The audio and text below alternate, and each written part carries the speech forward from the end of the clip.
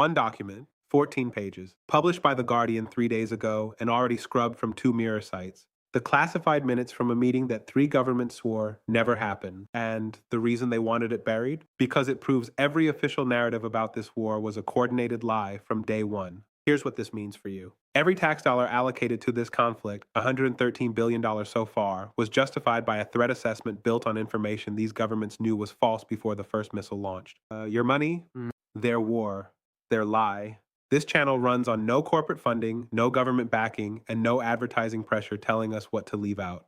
If this kind of analysis matters to you, the kind that connects documents they tried to bury to policies that drain your wallet, hit subscribe and turn on notifications. What I'm about to show you won't appear on mainstream coverage. It can't, because it implicates the very institutions paying for their airtime. Let me walk you through exactly what The Guardian published and why three intelligence agencies are currently scrambling to contain it. November 2023. 4 months before the conflict escalates into open warfare, a meeting takes place in Brussels. Not at NATO headquarters, at a private facility owned by a defense contractor with ties to Lockheed Martin and BAE Systems. Attending, representatives from the U.S. State Department, British Foreign Office, and Israeli Defense Ministry. Also present, Professor Mohammed Marandi, an Iranian academic with unofficial channels to Tehran's diplomatic corps. Marandi's presence was never disclosed. His name appears in the minutes 47 times. The official story, the one repeated by every major network for 16 months, was that diplomatic efforts failed because Iran refused to negotiate. That Tehran's hardline position left the West no choice but military deterrence. That every attempt at dialogue was met with silence or impossible demands. The classified minutes tell a different story. Page 3, section titled Iranian Position Summary. Here's the direct quote, and I'm reading this exactly as it appears. Iranian delegation indicates willingness to cap enrichment at 60% in exchange for verified sanctions relief on banking and energy sectors. Proposal includes international monitoring with real-time data access. Timeline, 90-day implementation window. Read that again slowly. 60% enrichment. That's below weapons grade, which requires 90%. Real-time monitoring. 90 days to implement. This is the deal structure arms control experts have been saying for years would prevent regional nuclear breakout. And Iran put it on the table in November 2023. Page 5 reveals why it went nowhere. Under U.S. response parameters, the minutes record. State Department representative states that current political climate in Washington makes any agreement politically unfeasible before November 2024 election cycle. Sanctions relief cannot be authorized without congressional approval, unlikely to be granted in election year. Proposal acknowledged as substantive but not actionable within required timeline. Let me translate that. The deal was real. The timeline was workable. The monitoring was acceptable. But an election year in America meant political inconvenience outweighed strategic breakthrough. So the U.S. delegation said no, not because the deal was bad, because the calendar was wrong. Now here's what the Pentagon won't tell you, and what every mainstream outlet has carefully avoided mentioning. The State Department representative at that meeting wasn't some mid-level functionary. The minutes identify him as Deputy Secretary of State Kurt Campbell, the man who 3 months later testified before Congress that Iran had refused all diplomatic engagement. The same man who told the Senate Foreign Relations Committee that military pressure was the only language Tehran understood. He was in that room. He heard the proposal. He rejected it for electoral convenience. Then he told Congress it never happened. Page 8 gets darker. There's a section titled Contingency Framework that outlines what happens if the diplomatic track fails. It's written in the bureaucratic language designed to obscure intent, but the meaning is clear. In the event of negotiation collapse, coordinated pressure campaign including targeted strikes on enrichment facilities, economic isolation expansion, and regional proxy engagement will be initiated to force capitulation or regime fragmentation. That's not a contingency plan. That's a war plan, written 4 months before hostilities began, which means everything that followed, the escalation, the strikes, the blockades, the 600 ballistic missiles, the $4 billion in destroyed aircraft, all of it was the preferred outcome for at least one faction in that room. They had peace. They chose war. The minutes prove it. Professor Marandi's role becomes critical on page 11. The section labeled Back-Channel Confirmation records his statement that he could deliver written confirmation from Iran's Supreme National Security Council within 72 hours if the U.S. provided preliminary acceptance of the framework. 72 hours.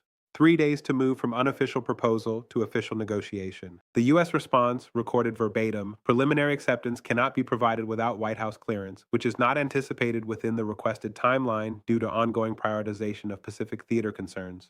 Translation, we're too busy preparing for a potential conflict with China to prevent a definite conflict with Iran. The White House was focused on Taiwan Strait contingencies and South China Sea positioning. Middle East diplomacy was deemed secondary. So, a deal that could have prevented this entire war got shelved because the national security apparatus was playing a different game on a different board. Now let's do the math that shows why this document is a strategic disaster for Washington. The deal on the table in November 2023, Iran caps enrichment at 60%, accepts monitoring, gets sanctions relief on banking and energy. Cost to the United States, approximately $29 billion in unfrozen assets and $14 billion in annual sanctions revenue foregone. Total, $43 billion to prevent this war. The war they chose instead, $113 billion in direct military aid so far, $47 billion in deployed assets to the region, $89 billion in economic impact from disrupted energy markets, estimated total cost to date, $249 billion.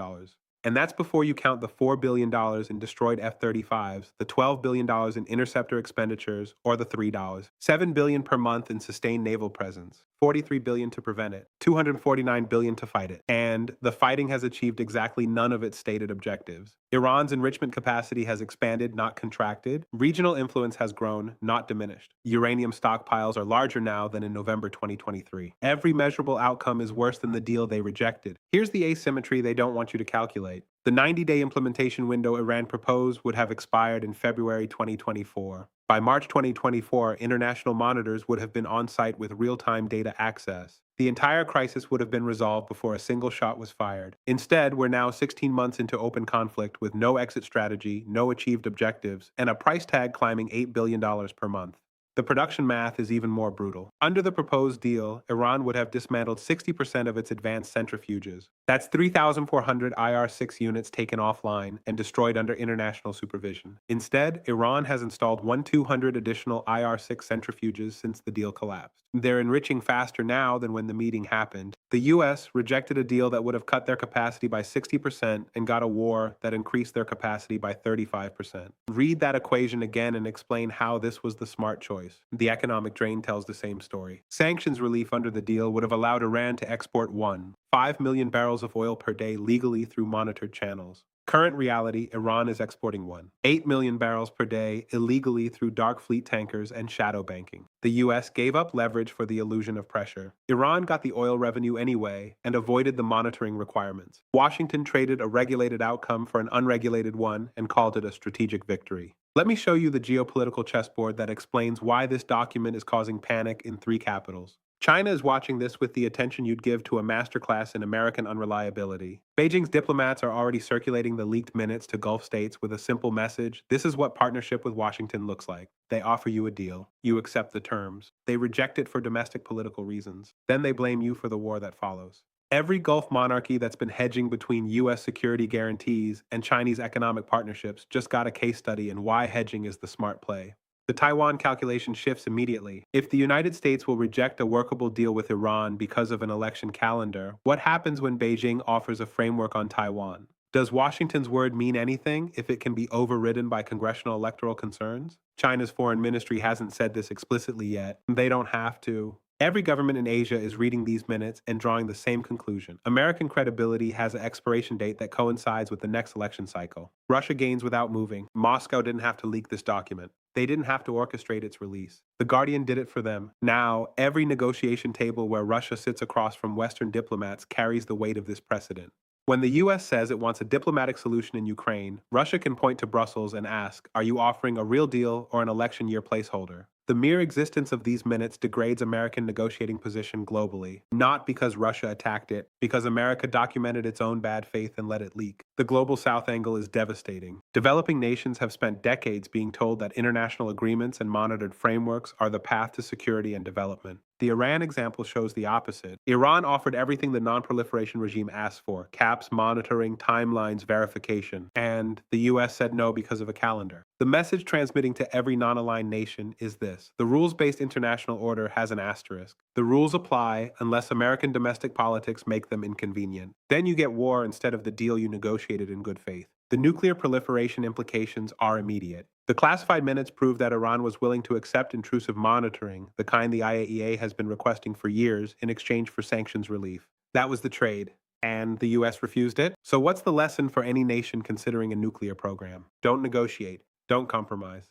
Don't accept monitoring, because the U.S. will reject the deal anyway, and you'll have given up leverage for nothing. North Korea is probably circulating these minutes internally right now as justification for why they'll never trade away their deterrent. The US just validated Pyongyang's entire strategic calculus. Here's the Saudi calculation that should terrify Washington. Riyadh has been negotiating its own normalization framework with Israel, with the US as mediator. The Saudis want security guarantees, nuclear technology access, and advanced weapons systems. The leaked minutes show them exactly what an American guarantee is worth when electoral politics intervene. If a 90-day implementation window with Iran got torpedoed by a November election, what happens to a multi-year Saudi deal when 2028 approaches? Crown Prince Mohammed bin Salman is reading these minutes and recalculating whether American assurances survive a single election cycle. The answer appears to be no. Now watch what happens to the dollar dominance framework. Oil-producing nations price crude in dollars because the U.S. provides security and honors agreements. That's the unspoken bargain. The classified minutes break that bargain.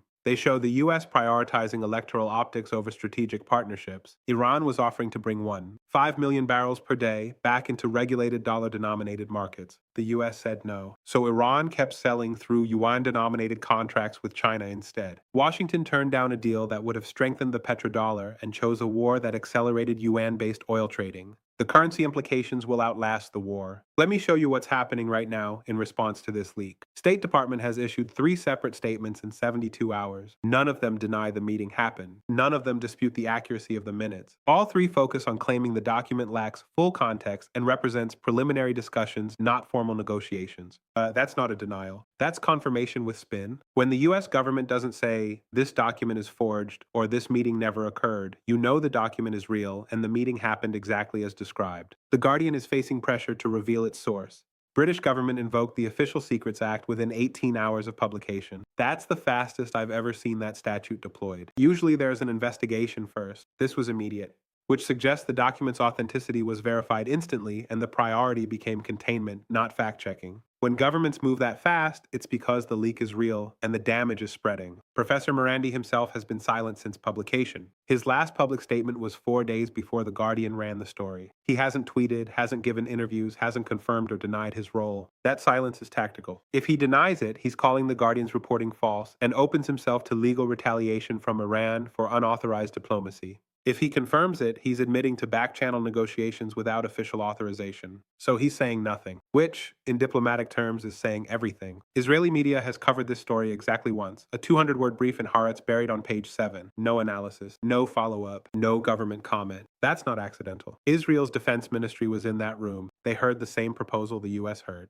They watched Washington reject it for electoral reasons. And now they're dealing with a war that could have been prevented if the Americans had prioritized strategy over politics. Tel Aviv has no interest in amplifying that narrative because it raises uncomfortable questions about who actually controls the decision-making in this alliance. Here's what burned in Brussels that November night isn't just a diplomatic opportunity. It's the illusion that American foreign policy operates on strategy rather than electoral cycles. The classified minutes prove that Washington will reject workable solutions to international crises if accepting them creates domestic political complications. That revelation doesn't just damage this administration, it damages the next one and the one after that, because now everyone knows the pattern. Every adversary, every ally, every neutral party has the template. American commitments expire when the election calendar says so. Let me give you 3 predictions with timestamps attached. First, within 30 days, you'll see a coordinated diplomatic push from Gulf states to formalize security arrangements with China that don't depend on U.S. guarantees. The UAE and Saudi Arabia will both announce expanded military cooperation agreements with Beijing. Not because they trust China more, because they trust American electoral volatility less. The minutes gave them proof. Watch for announcements before June 1st. Second, by the end of this year, Iran will publicly release its own recording of the Brussels meeting. Tehran has been sitting on this insurance policy waiting for maximum impact. The Guardian leak created the opening. Expect full audio or video within 6 months, released through a sympathetic media outlet in the Global South. When it drops, it'll include the parts The Guardian didn't publish, the sections about U.S. plans for post-regime Iran and resource allocation frameworks. That's when the real damage starts. Third, the 2028 presidential election will feature this document as a campaign weapon. Whichever party is out of power will use these minutes to argue that electoral politics subordinated national security. The attack ad writes itself. They had peace. They chose war. Because November mattered more than 90 days. Whether that helps or hurts depends on how the next 2 years unfold. But the minutes are now permanently part of the strategic narrative. They're not going away. Here's my question for you, and I want to see your answers in the comments. If you were sitting at that table in Brussels and you knew this deal would prevent a $249 billion war but cost you the next election, what's your move?